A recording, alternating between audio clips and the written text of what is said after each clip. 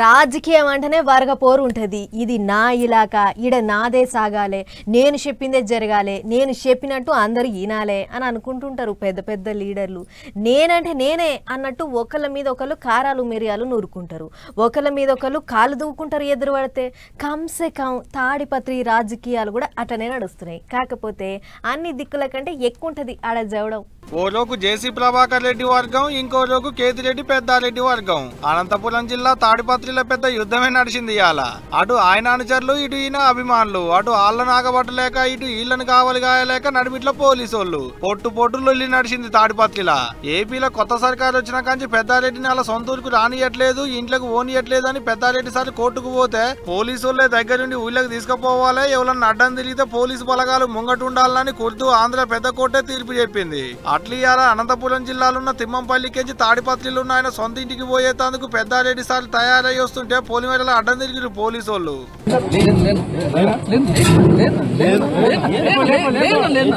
ఇక ఇదిట్టుంటే ఇటు చూడా అని ఇయాలనే శివుని బొమ్మకు పరదాలు గుంజేటి కార్యం పెట్టుకున్నాడు జేసీ ప్రభాకర్ రెడ్డి సారు. తెలుగు తమ్ముళ్ళంతా కార్యానికి రావాలని ముందుగానే పిలుపునిచ్చిండు కూడా. ఇక సారే రమ్మని మొదలా పంపించినాక ఊకుంటారా, అందుకనే ఇగో ఇంత మంది పోయిర్రు. ఇంకేముంది, అటు ఆళ్ళ గుంపు ఇటు ఈళ్ళ గుంపు, ఇద్దరు ఎదురు పడితే ఏమైతుందో ఇక మీకు కూడా ఎలుకున్నదే కదా.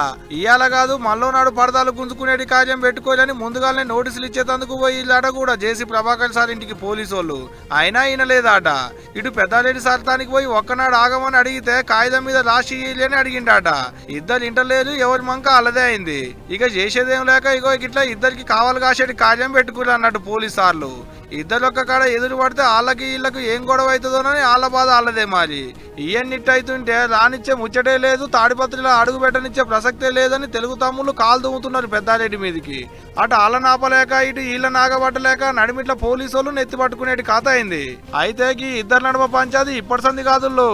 ఇంతకు మునుపు పంకపార్టీ అధికారంలో ఉన్నప్పుడు పెద్దారెడ్డి సార్ కూడా జేసీ మీదకి ఇట్టనే కాలు దుమ్మేది ఉండేనట.